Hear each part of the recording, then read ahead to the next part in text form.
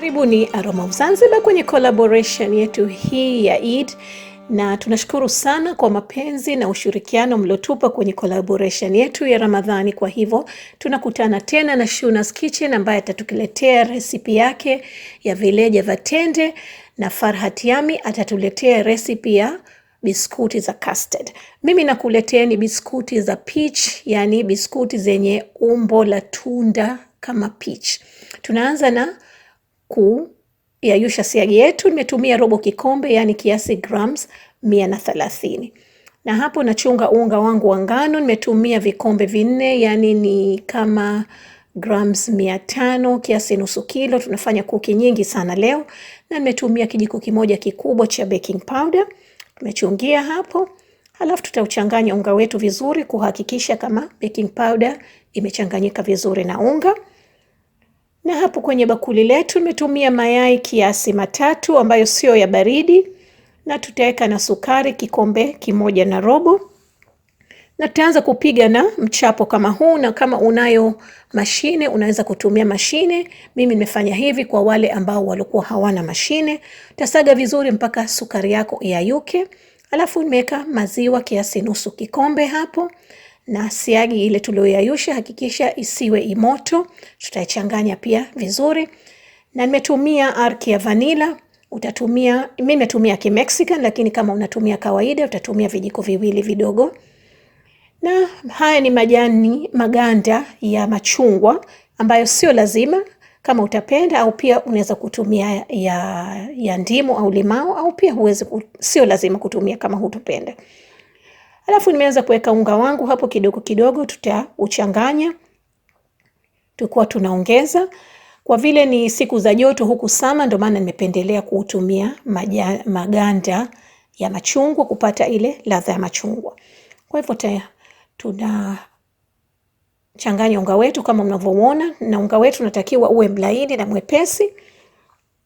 Na kama umehisi unga wako maji, unajua saa nyingine mayai yanakuwa makubwa, unaweza kuongeza unga kiasi kijiko 1 au 2.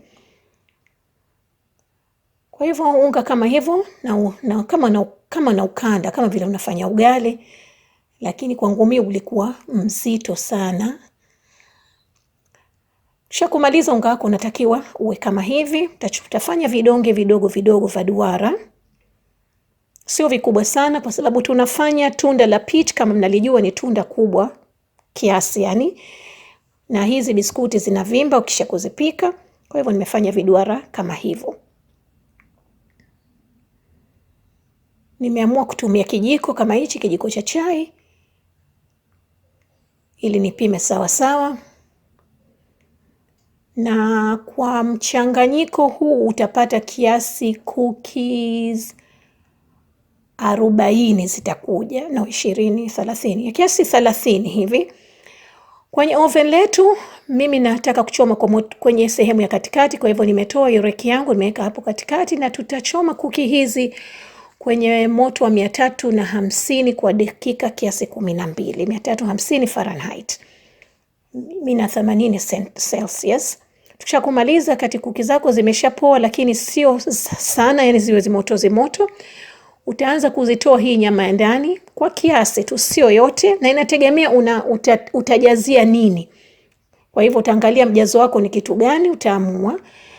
Na mimi nimefanya nusu tu, hizi sio nusu, robo, kwa sababu hizi nyingine nitazijaza na kitu chengine baadaye ambacho sitaweza kuonyesha kwenye video, itakuwa ndefu sana.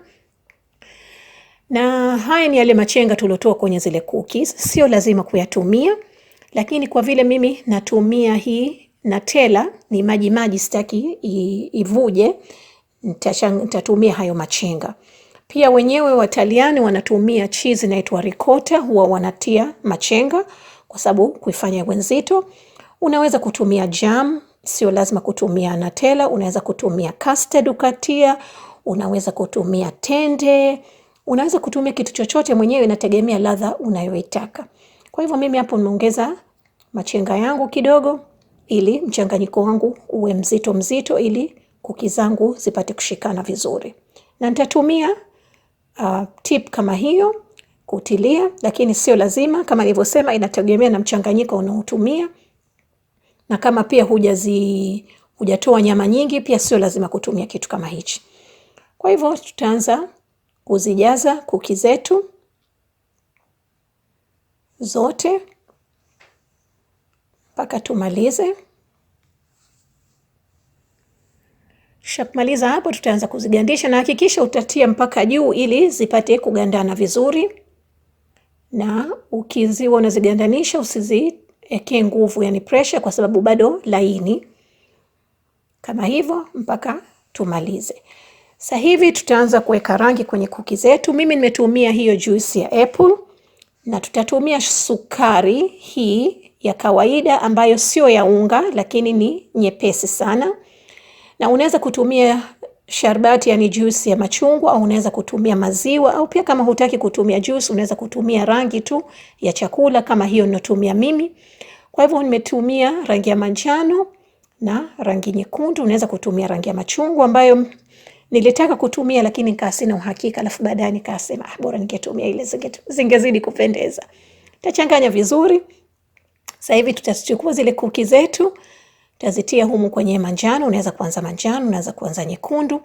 Na kama utatengeneza kuki hizi kwa Eid au siku yoyote, unaweza ukazijaza mapema usiku au siku mbili kabla, zifunike vizuri. Alafu siku ya mwisho kabla hujaziserve ndo utazitia hiyo rangi.